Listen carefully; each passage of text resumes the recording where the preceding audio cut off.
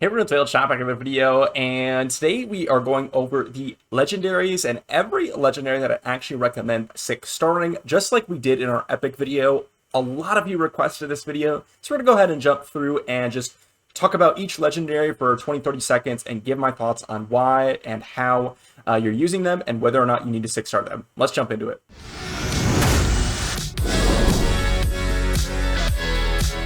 So we're going to jump into the Holy Light Empire here, and we have a bunch of characters with multiple build paths. Depending on that build path, you can 6-star them or you cannot. I'll go ahead and explain some of the use cases and some of the different builds for each character. But first one is going to be Lydia. This character is purely a PvP character in my opinion. Arena offense occasionally, and arena defense. You're going to want to 6-star if you're using a character in PvP. I do not recommend if you actually want to try to climb in PvP, never use a 5-star character. It's just less stats. People can take advantage of that. Next up is going to be your Ryan, and another PvP character. He can also be used in Void Tower Hard. You're going to need to 6-star him if you want to use him at all, because he's going to be dealing damage, and you definitely want to deal that damage. If you don't have him at 6 stars, you're not going to deal enough damage to actually warrant using him. Then we have Goobeg here, and Goobeg is the first character with multiple builds here. We have 2 builds. If you're going to run him on a Rebel set, tankier type build, you can go ahead and keep him at a 5-star, because generally you can keep him alive. But if you're going to run a damage speed-based build, which he doesn't do a crazy amount of damage, but you can do that, and you're definitely going to want to 6-star him if you do that, because you're not going to deal a lot of damage without it. Then we have Hector here, and Hector kind of has 2 build paths, although it's very rare to see the other one. First off is just full damage, and you definitely want to 6-star him if you're doing that. He has damage percentage scaling on his trait, and you definitely want to take advantage of that with a 6-star. But he actually has increased damage taken 2, which is one of the, I think, the only person that applies increased damage taken 2. And it works against with other characters who have increased damage taken 1. So you can apply this and then increase your true damage and your other damage dealers' damage. And you don't have to run a bunch of stats on him, just the focus to apply this debuff. And you can do that and keep him at a 5-star. Then we have Gorell here, and Gorell's an immediate 6-star. He's a bruiser. He needs the tanky and attack stats to really warrant using him. So this is a no-brainer. Absolutely 6-star, no questions asked. Then we have Crazed Urzag, and this is another one that I have kind of 2 recommendations for. First off, if you're running a Rebel set and you're just trying to go with maximum stuns, you can go ahead and keep him at a 5-star. You're still going to get the stuns off with the 5-star capability, but he actually does a significant amount of damage. I'd actually recommend 6-starring him because I think the damage build is really, really nice. And you can also run kind of like a mix of Rebel set plus a little bit of damage, and that really works well on Crazed Urzag here.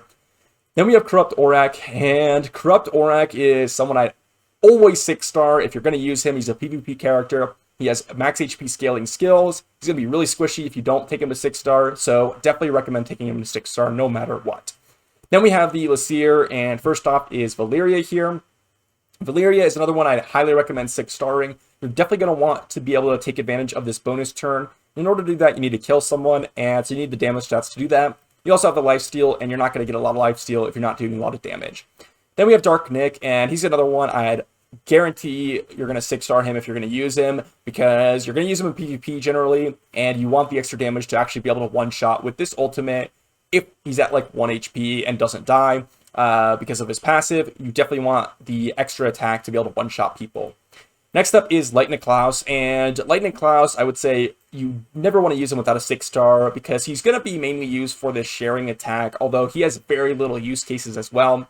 But if you're using this, you're going to share the attack. You want as much attack on this guy as possible, especially if you're using him with someone like Urzag, because if you don't have that 5 or 6-star, you're not going to have as much attack to share, and it kind of dwindles the actual use of him. Next up is going to be Evelyn First Dawn, and this is one I'd recommend almost never 6-starring unless you kind of have nothing to do. She's going to be doing everything that she needs to do at 5-star, and she's quite tanky, so you don't even need to 6-star her for tanky stats generally. She has really high base HP and defense, so you can just run her at 5 stars almost in every piece of content. Then we have the Soul Plunders, and first up is Ciara, and Ciara is someone I'd highly recommend taking to 6 stars. You're going to want to deal damage. You're not going to deal a lot of damage without her being at 6 stars. Pretty self-explanatory for our damage dealers. Abaddon is next, and I'm just going to say it. Don't build this guy. Keep him at 0. He is, in my opinion, the worst legendary in the game. So I'm just going to say that. But if you are deciding to build him, You can go with a 5-star and try to take advantage of this random stats down, although I think it's really, really bad to do that. If you're running damage, you're going to want to 6-star him, so definitely 6-star him if you're going to try to take advantage of his ultimate resetting and do a bunch of damage. Then we have Gengelo, and Gengelo is someone you don't necessarily need to 6-star early on in the game. If you're running him in early queen runs, he can stay at 5 stars. But later on in the game, you're going to want to 6-star him in order to survive in the Ashe, in the Witch, in the Gemini, and all those comps that you're going to be running him in. So definitely a 6-star in my opinion. Next up is going to be Balberith.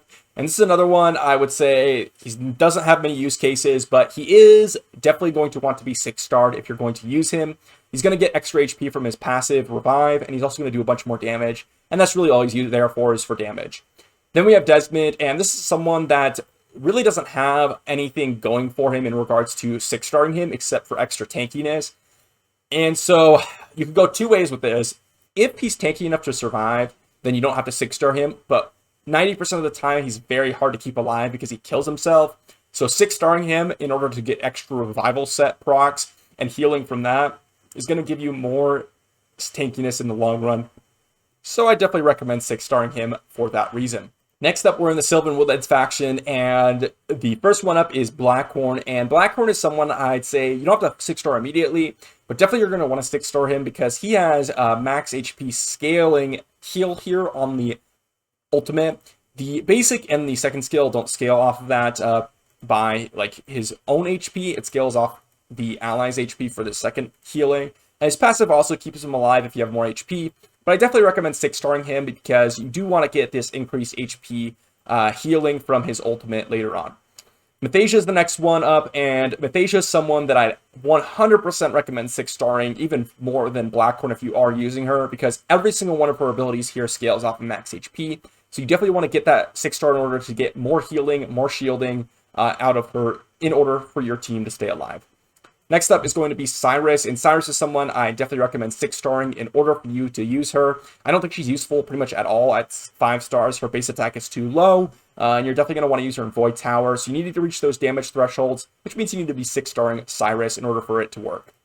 Next up is going to be Godfrey, and Godfrey is someone I would say that you don't need to 6-star because he's good on arena defense. He's generally just a PvP character. He's good on arena defense, but he's easily countered. Generally, people actually use him on arena offense. And if you're using him on arena offense, you actually don't need to 6-star him because all you're using him for is to reset the enemy's cooldowns. He's reasonably tanky if you build him tanky, and so you actually don't need to 6-star him generally in order for you to get a lot of use out of him. But if you are using him in arena defense, you're going to want to 6-star him just to get the extra tankiness out of him. Next up is going to be Brand the Brilliant. And this is someone I actually don't think you need to 6-star. Generally, if you're using him in just normal Void Tower hard, if you're using him in Queen, you don't need to 6-star him. He's quite tanky, and he does percentage max HP true damage. But if you're going to use him in Mythic Void Tower, or you're going to use him in Arena, I definitely recommend 6-starring him if you need the tanky stats. If you do not need the tanky stats, do not 6-star him. You do not need it. Next up is Brand, and Brand is someone I do recommend 6-starring, and there's only one reason for that. He's generally tanky enough to survive, but it's really for this passive. His shield that goes on the rest of your squad is based on his own max HP, so the higher HP you have on him, the more shielding he's going to do, which means you want to 6-star him. Then the next one up is going to be Free Cities, and the first one up is going to be Tia. Tia is someone I actually do not recommend 6-starring pretty much ever. If you're going to use her and you're struggling to get a little bit extra damage out of your Void Tower comp, then you can run a Tia at 6 stars, but really you're only using her for this freeze, and so you can keep her at 5 stars just for that freeze. Definitely do not need a 6-star her here. Next up is going to be Yolanda. Yolanda, another one that can keep at 5 stars. You're using her for the buffs, the dispels, and the shields. And if you're going to run her in Queen, she could survive at 5 stars. If you're going to run her in Guild Boss, she can survive at 5 stars. If you're going to run her at Arena on defense, I actually recommend 6-starring her. Again, PvP, definitely want to get as many stats as you possibly can.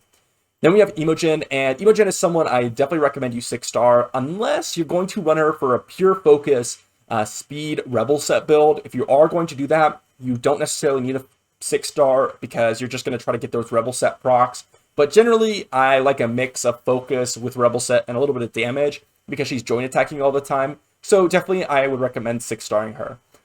Next up is Evra, and Evra is someone you definitely want to 6-star because she's going to be dealing damage and you want to deal more damage. So pretty self-explanatory 6-star. If you're using her in Queen 14, and I guess if you are running more of a revival set, Evra, you can run her with a 5-star, but again, I just recommend 6-starring her. She's going to be useful in so many areas of the game.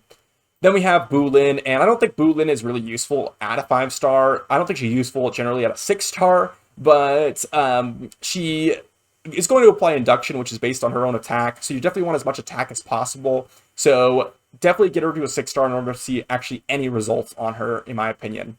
Then we have Opal, and another one that I 100% recommend 6-starring her before you even use her. She's going to deal damage. She's going to have that passive, which is scales with how much HP she has, and then you're definitely just going to want to deal as much damage as possible. So 6-starring her is going to get that result much, much farther. Then we have the last group of 4 here. First up is Zitlin, and Zitlin is another one I recommend you keep at 5 stars. He's currently 5 stars for me on my main account.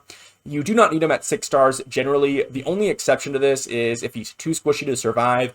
But really, there's only one place, in my opinion, that he's too squishy to survive. That is Water Guild Boss. Every other game mode, he's generally just going to take that 1 to 2 turns. In the Water Guild Boss, you generally want to get it off like 2, 3, 4 curse effects. So you can 6-star him if you want to push that little bit of extra damage in your Guild Boss run. Then we have Savannah here, and Savannah is definitely a 6-star recommendation. She's there to deal a bunch of damage. She also has a passive that scales off her own attack. When she dies, she sends it to another character. Definitely want a 6-star in order to take advantage of any of these abilities on Savannah. Then we have Molhex, and Molhex is actually someone that you don't have to 6-star him, depending on how you're using him. If you're using him as a supplementary damage dealer with just some good debuffs, or rather good buffs here, with the attack up and the defense down on the ultimate, and then just trying to take advantage of constant attack up on your squad with a little bit of defense down, you can keep him at a 5 stars. But if you're using him for damage, which I recommend that you do, as well as the incidental debuffs, as well as the attack up, definitely 6-star him in order for you to get some value out of him.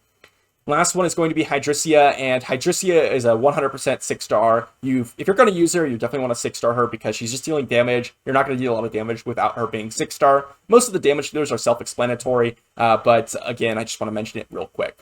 So I know it was really quick, but I just want to give you a brief overview of all the legendaries and where you would be using their builds and whether or not I think those builds are worth 6-starring for or not. Hopefully this gives you some insight in deciding what you are going to do with your next 6-star. I know a lot of you requested it for the legendary, so here it is. If you enjoyed, be sure to leave a like, subscribe to the channel, and I'll see you for the next one.